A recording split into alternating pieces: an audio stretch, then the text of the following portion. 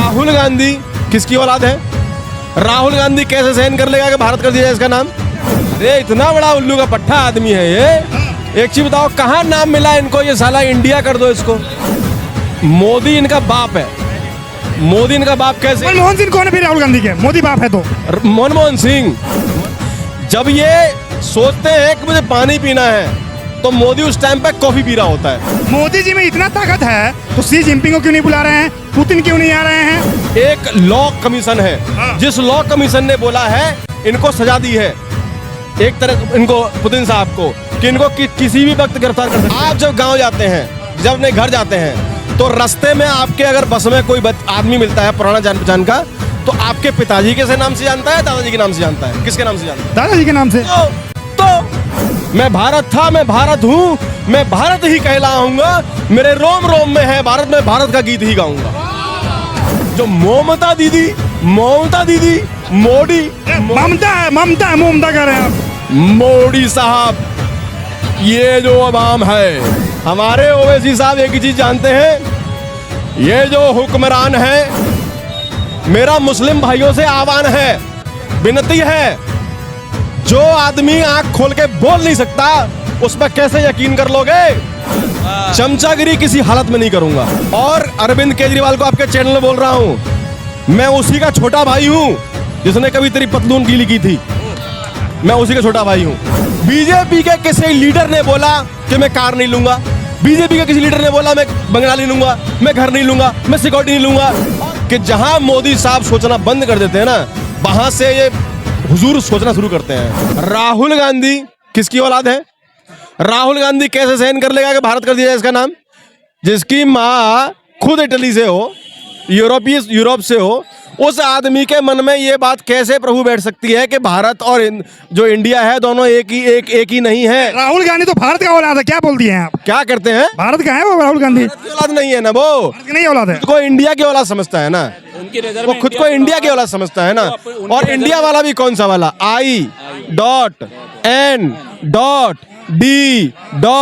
I.N.D.I.A।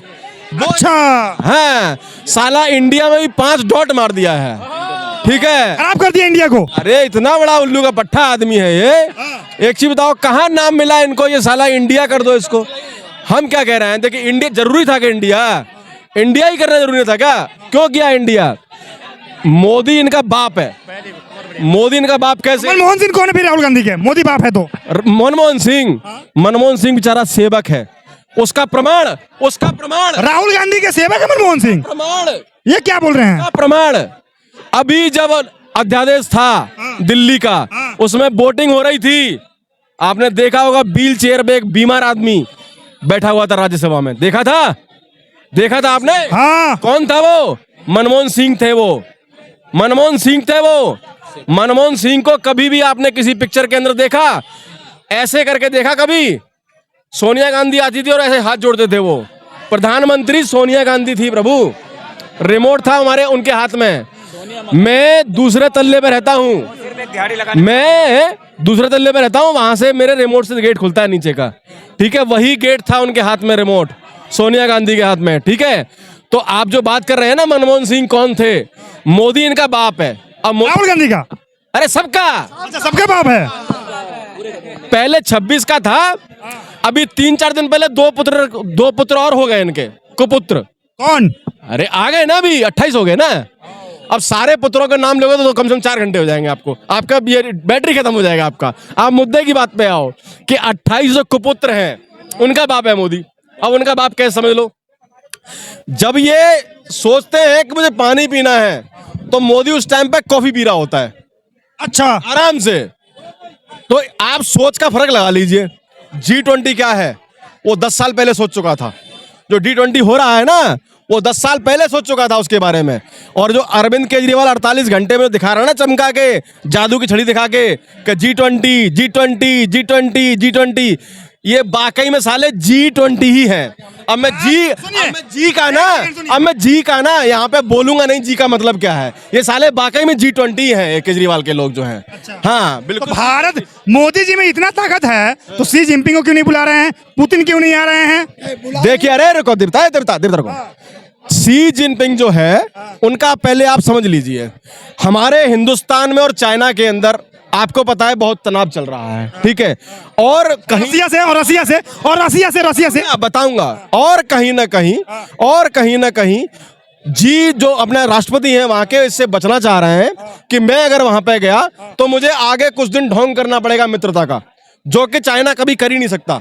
China कभी किसी का दोस्त हो ही नहीं सकता। ठीक है, मान लिया। अब रसिया का बताइए आप। रसिया का बता रहा हूं। रसिया के जो राष्ट्रपति हैं, देवतर को, रसिया के जो राष्ट्रपति हैं, एक यूरोपियन यूनियन की एक लॉ कमीशन है, जिस लॉ कमीशन ने बोला है, इनको सजा दी है एक तरह, इनको पुतिन साहब को, कि इनको किसी भी वक्त गिरफ्तार कर सकते हैं।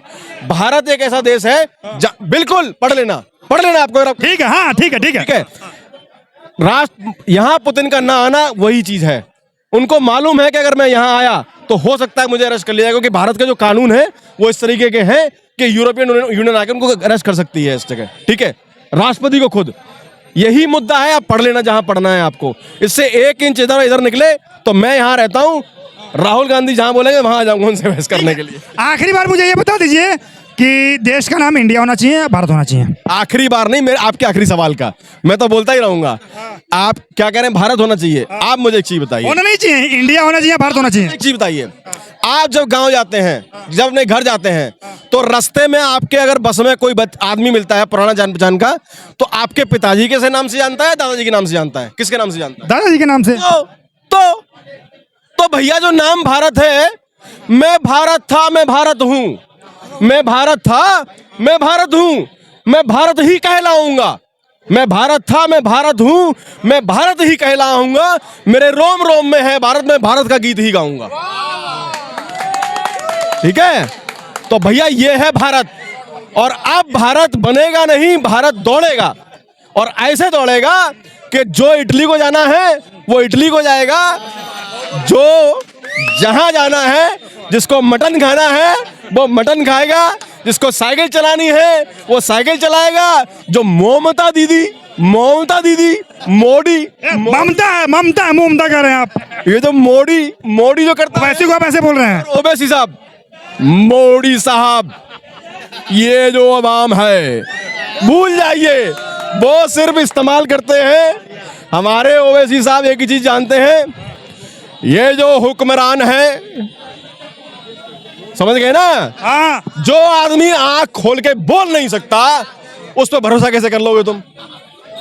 मेरा मुस्लिम भाइयों से आह्वान है, विनती है, जो आदमी आंख खोल के बोल नहीं सकता उस पर कैसे यकीन कर लोगे? नजरें बयान करती हैं इंसान की फितरत, नजरें बयान करती हैं इंसान की फितरत, और क्या कहें उन नजरों की जिसकी फितरत ही कुछ नहीं। ओ प्रभु, किस आदमी पर भरोसा करोगे आप? बहुत ज्यादा बोल रहे हैं आप। लालू यादव है ना, आपका नटी दबा देंगे। अरे प्रभु, देखिए, मैं भक्त हूं और मोदी का भक्त हूं। और क्यों भक्त हूं? मैं इसलिए भक्त हूं क्योंकि मैं राष्ट्रभक्त हूं, और इस राष्ट्रभक्ति में मेरी जान भी चली जाए तो एक बार नहीं 100 बार तैयार हूं उसके लिए। लेकिन किसी भी हालत में भूखा मर जाऊंगा, लेकिन चमचागिरी नहीं करूंगा किसी की। चमचागिरी किसी हालत में नहीं करूंगा। मुझे अगर मैं आजकल अरविंद केजरीवाल को ट्विटर पर लगातार जवाब दे रहा हूं, सुबह से लेकर कम से कम 100 शायरी मारता हूं उस कबूतरबाज को मैं। मेरा नाम योगेश गौतम है। क्या नाम है आपका? योगेश गौतम है मेरा नाम, ठीक है।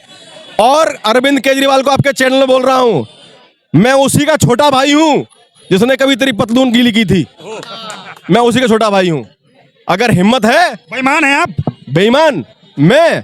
हाँ। अगर कभी मुलाकात हुई हुजूर से, अगर कभी मुलाकात हुई हुजूर से, तो बता देंगे कि आप किसकी औलाद हो। केजरीवाल पढ़े लिखे आदमी है, इतने पढ़े लिखे आदमी, उसके बारे में ऐसे बोल रहे हैं, शर्म नहीं आता आपको? नाम क्या है आपका? अतीश कुमार सिंह। अतीश कुमार जी, आपको एक छोटा सा गणित पूछता हूं मैं। एक बायो डिकम्पोज करके योजना आई थी दिल्ली में, दिल्ली की सरकार लाई थी, यही केजरीवाल सरकार हुजूर लेके आए थे, ठीक है। उसका टोटल बजट था 68 लाख। कितना था भैया? समर्थन करना मेरी बात का। सर 68 लाख। और उसमें मेरे हुजूर ईमानदार पढ़े लिखे IIT खड़गपुर UPSC क्लियर करके बने जॉइंट कमिश्नर, सर इतना पढ़ा लिखा आदमी 23 करोड़ रुपए एडवर्टाइजमेंट में खर्च कर देता है। देखो पढ़ा लिखे आदमी की बात कौन सा ज्यादा है? कौन सा, आप बताइए, इन सबसे पूछ लीजिए कौन सा ज्यादा है?